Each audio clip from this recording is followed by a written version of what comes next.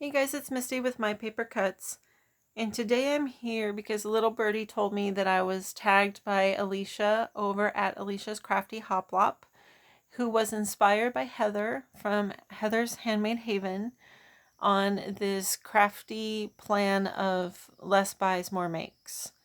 And I was asked to share the 3 to 5 items that I will no longer be buying or will more judiciously be buying in the future. And I'm all about this, so I wanted to go ahead and jump on here and share my thoughts. So for the last few months, I've actually very selectively, and then actually not even at all now, stopped watching haul videos. I found myself getting caught up in others' excitement for certain products and going out and buying them, even if they're not things that I want to purchase or that I know I will use. I get so caught up in the excitement, and then the types of stores that we all shop at, they have limited stock. So I get this FOMO and feel the need to rush out and buy it, and I become a maybe Misty.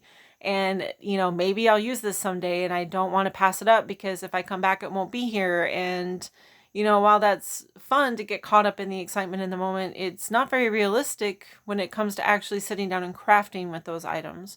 So while I'm excited for other people to find the things that they love, I needed to get myself in the mindset that I needed to walk into the store not knowing what was there and then only buying the things that called out to me, the things that I like, and not seeing something knowing that, someone in a haul video was like, oh my gosh, I can't believe I found this. And then I find that need too when I see, oh my gosh, there's one here. I better buy it because I'm not going to find it later and I might use it. And, I have boxes and boxes of stuff that I bought specifically that way. And so I stopped watching the haul videos and found that as I was in the stores, I was actually buying things that I love and things I was excited to find. And of course, I still look for things for the people that I chat with that I know that they're looking for. But other than that, I buy what sings to me when I walk in, and that has helped me already really curb my spending. But as of the first of the year, Carrie and Dina and I have kind of joined forces, and we're starting our own little club of no spend. And it's my purpose is that there's something I want to buy for my craft room that is a couple of $1,000s. And if I continue spending the way that I'm spending, I'm going to have a lot more craft supplies that I'm not going to use and not have something that I will use every single day and will help me use the things that I already own. So that is my goal. And also, that was fueled by when I started going through my Christmas stash, much like Susan, I was very ashamed when I started pulling it out. And part of that stemmed from, hearing people's pleas online of things, they don't have, and they'll take anything because they don't have access to anything. And here I have an overabundance of things that I don't necessarily see me using just because I bought it because someone else was excited. And a lot of guilt set in, a lot of crafty guilt set in about that. And so I definitely, that was eye-opening for me. And trying to actually sit there and use my Christmas stash, it was overwhelming. And I didn't feel my most creative because I felt like I was forcing myself to use things that I own. And that's not what crafting to me is about. It's enjoying the process and using things that you love. And so that's another reason why I've really decided to rein myself in and start being wiser with my purchases. So as of the first of the year, I put myself on a hard no spend, and the only things that I'm allowing myself to buy are tools that will help me use what I already have. If it's something that I don't have the tool to do it, or if it's a tool that will encourage me to use it, then I will definitely purchase that item. So, like, for instance, yesterday I did go to Tuesday Morning and I purchased the new to the store, not new, but new to the store bookbinding tool that they had. And I had to go to 3 Tuesday Mornings to find it. And I did finally find it, but I know that just playing with that tool that I'll use up quite a bit of paper because I'll make some little journals with it and do the stitching. So to me, that was a wise purchase because it's something I've always wanted. It was a very good price. I did check on Amazon to see if I could purchase it through Amazon and not go into the store. But it was twice the price on Amazon. So it was worth going into the stores to find it. And the only other things that I purchased when I was there was something that a friend of mine was looking for. And I knew she was really on the hunt for it and she's been looking for it. And I happened to find it. So I picked that up for her. And then that brings me to the second thing I'm allowing myself to purchase, which is cardstock. And I make a lot of cards. I put these here so you guys wouldn't have to just stare at a blank table. I make a lot of cards, so I go through a lot of cardstock, and I'm very picky about the cardstock that I use. So that is one thing that I will definitely be purchasing as I use it up. I do buy reams of black and craft because those are the two most common that I use. And I buy reams of the white because I use that for the inside, and I always use white cardstock. I color on it for stamping and coloring and things like that. So, but I buy that by the ream so that I'm not purchasing, little bits here and there, and I don't have to go back to a store to buy more. And I've actually started buying it at a paper supply company instead of through any other place because it's less expensive and it's the same paper, and I'm not tempted to buy other things when I go in there to pick it up. So that's very useful for me for buying the cardstock. And then the next thing would be organization things. As I'm digging through my stash and trying to use it up, I'm opening packages and having anxiety over how much that I still have that I wasn't aware. So if I can find a better way to organize it so I will use it more, I'm definitely allowing myself to buy an item that would help me with that. And one purchase that I did make last weekend, and it felt so good to do it, was I purchased a rolling drawer cart from Michael's. And over Christmas, I found myself stressed out because I was trying to use flowers and I was having to dig through all of my flowers to find the package that had the right type and color that I wanted. And I know from the years of experience and the way that I started organizing my craft room that I craft first by theme and then by color. So everything in my craft room is actually organized by theme and color. And so if it falls into a particular theme, it goes into that bin. But if it's just a solid color item that I could use for any theme, it goes with that color. And that has helped me tremendously because I analyze the way that I craft, and I start with a theme and then I add colored items into it. Not necessarily from the same collection, but maybe I want brown enamel dots. So I go to my brown drawer and I pull those out. I do have a few items sorted by type. For instance, all my flowers, they were in jars and packages on a shelf. And again, I was searching through all those packages to find the one type of flower that might work. So knowing that I tend to search by color, I actually pulled all those flowers out of the shelf and out of the jars. And in the cart now I have a rainbow drawer for each color. So I have a pink drawer, a red drawer, an orange drawer, and all the orange flowers are in the orange drawer. All the black flowers are in the black drawer. And they're just open and they're not in their packages. So I don't have that guilt of, well, this is a Prima flower, I need to use it with a Prima collection when it matches something else that I'm doing. It's just the ideal purple flower that I'm looking for. So doing that has already alleviated a huge amount of stress from me because I use flowers on a lot of projects.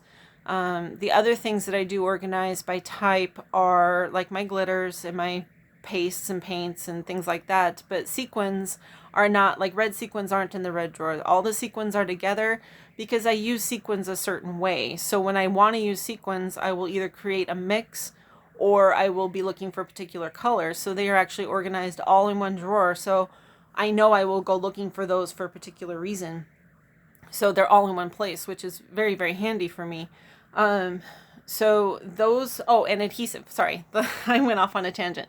The last thing that I'm allowing myself to buy is adhesive. And in preparation for that, I did stock up on the two adhesives that I do use the most. I use Nuvo Deluxe adhesive from Tonic. And sorry, I have it in a bag here. It's this adhesive right here. This is my all-time favorite liquid adhesive, and so I actually bought 12 bottles of this because Tonic had a really good sale on it, and it was only like $4 a bottle, and it takes me quite a while to go through a bottle, so I bought 3 sets of the 4 that they had on sale, so I'm actually set for that for a while. The other thing that I use, and I will not budge on, is score tape. I use score tape when I make mini albums, or if I have really wide score tape, and I use 3/8" score tape the most. So I ordered that in bulk from an online vendor. That if you buy it in bulk, it actually discounts even more. So it actually ends up being a very good price. And so I have a whole drawer full of score tape. So now I know I don't need to rush out to buy any score tape or any deluxe adhesive. And if I do run out, I will buy them online so that I won't buy anything else. I'm pretty good about not adding anything to my purchase that I may not want just to get free shipping, because why spend an extra $8 to get free $6.99 shipping? I just don't do that. I usually am pretty good about just buying the thing that I need and moving on. So those are the 4 things that I'm allowing myself to buy in my no spend. And then on the actual topic of what Alicia has asked us to do, and Heather, there are 3 things here that I know that I should not buy any more of. And the first one is, let me move these cards out of the way, is stickers. So I gravitate towards these every time I'm in Tuesday Morning or anywhere else. I buy these things like crazy, and honestly, I rarely use them. I have an entire box full of the alphas and the word ones like that. And unfortunately, when I do buy these, I find the need to buy at least 2 packages of each one. And the funny thing is, I found that when I do use them, I only make 1 or 2 words, like a title on an album or a page, and then I don't use them again. So I end up with a ton of letters that I'm not going to use, and then I have multiple packages that I didn't really need. So I am not buying any more thickers, and my approach with this will be that, let's say I want to use these, but I don't want, like, I like this font, but I don't like this wood, which I actually do love this wood grain, but I can alter it. I can put glue on it and glitter it. I can, you can color it with a marker to make it a different color. So I'm going to try to use up what I have, and then I'm not going to buy any more alpha stickers. And there's another reason for that I'll get into on my last item that I'm not going to purchase, and that will explain that more. And as for these word ones, again, I rarely use every single one of them. And half the time when I do want to use them, they're the wrong size. So again, there's another fix I have for this and not using this, and I'll get into that with my last thing that I'm not going to purchase. And as for stickers, I rarely use stickers. I'll use the ones that come in the paper collections just because they're there, but I usually end up finding myself putting them on cardstock and cutting them out and using them more like ephemera. So I need to not, I don't really need to not do that. I don't even go down the sticker aisle at Hobby Lobby or Joann's or Michael's, even though Michael's has made theirs all fancy now. I just don't even go down that aisle. So that shouldn't be too hard, but avoiding these will be a little bit more difficult. But since I'm on a no spend, it's been pretty easy, and we'll see how much of these I actually use. So the next thing is paper. I'm not buying any more paper. And let me move this before it gets dangerous. Miss Lisa, it made new to create. I'll never forget that video.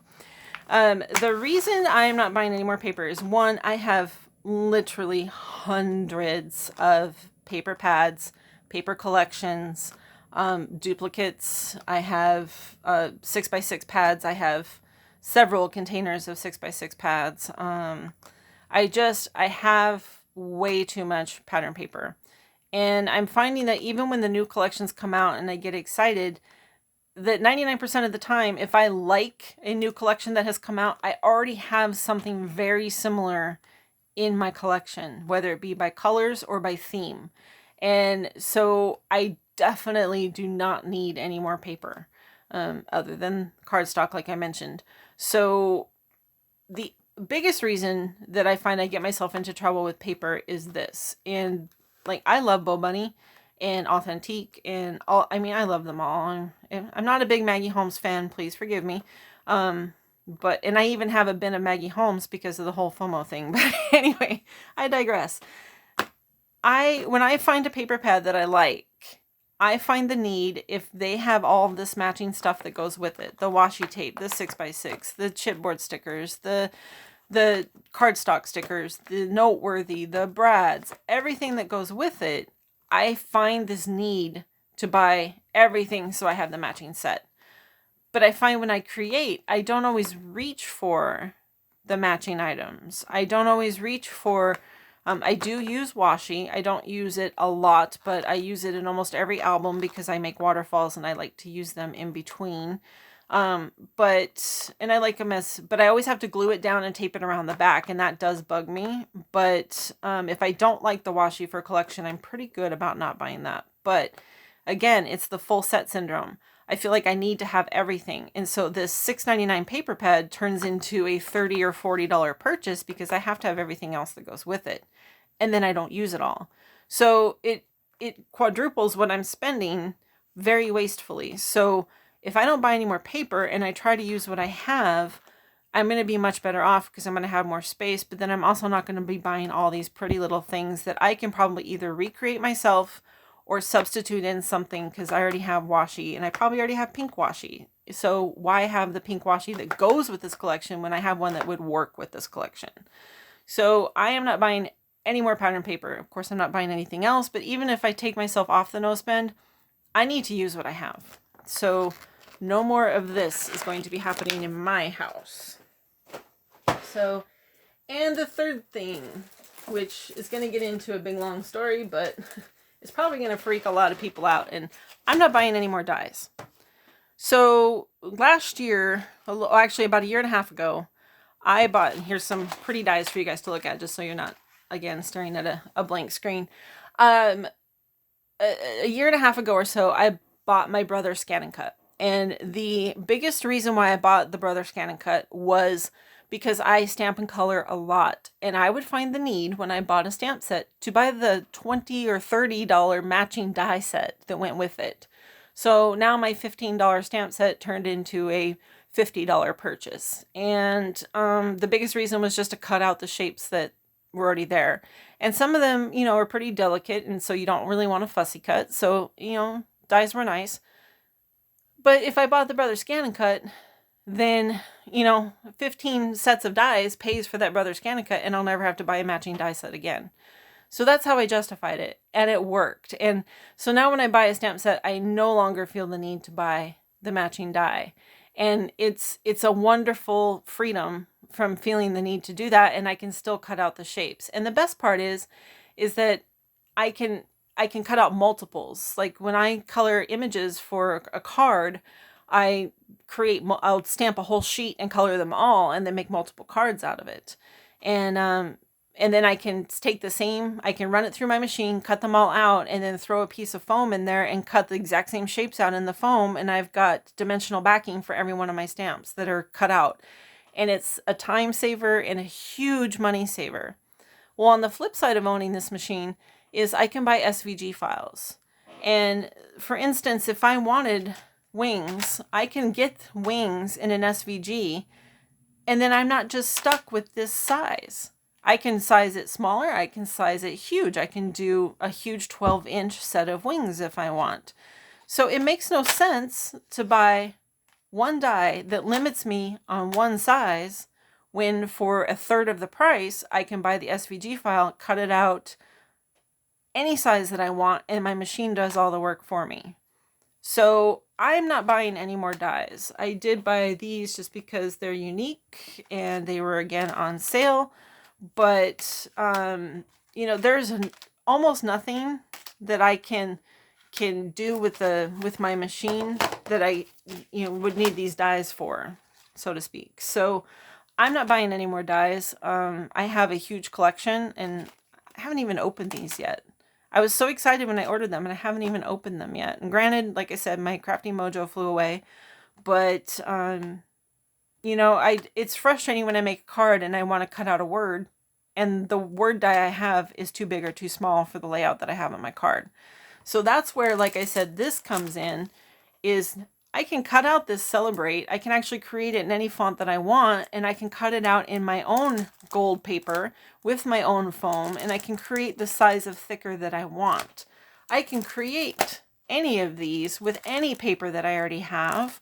I could hand color it. I could take wood grain paper that actually has some dimension and cut it. There is no need for me to buy alpha dies, alpha stickers, word stickers, or anything like that that I can create on my Brother Scan and Cut, or if you have an electronic die cutting machine like a Silhouette or a Cricut, that you could create these yourself, and they could be exactly the color you want, exactly the size you want, and I can stop wasting money on this and these. So those are my big crafty items that I'm not going to be buying any more of.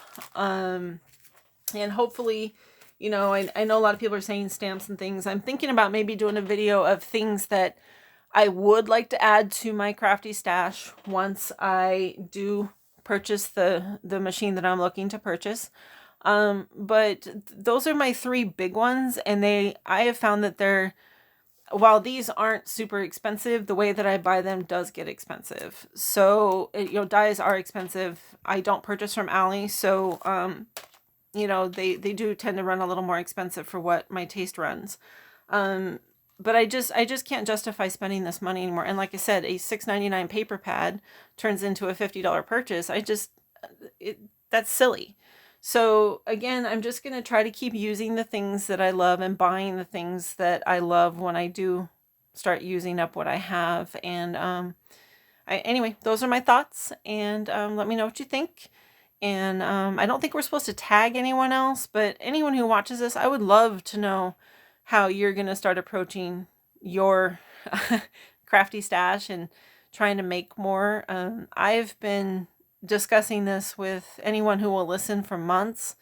You know, I even get caught up in where the Happy Mail, it becomes more about goodies and less about what's made. And I get way more excited over what's made in my Happy Mails. And, you know, my stash is plenty big. And I know that's different for those of you who don't have a lot already, but I want to see what people make. I'm excited to see what people make with these things. You know, we can all buy supplies all day long, but let's see what we can do with them. I'm all for this tag, and thank you, Heather and Alicia, for starting this conversation. I think it's very, very important. You know, I will share where I can, and you know, if anyone wants to reach out to me and, you know, there's something that they're hard pressed looking for and it's something I don't want, I might be willing to share, but I just have to stop spending. I have to stop buying all of this.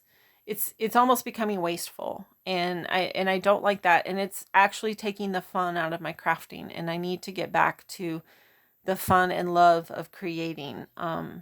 Anyway, so before I ramble on much further, sorry guys if I was a bummer, but thanks for listening to my rambling, and I don't know if this helped anyone or gave anyone some ideas or some encouragement to maybe rethink things, but yeah, let me know what you think. I hope everyone has a wonderful weekend. Thanks for taking the time to watch.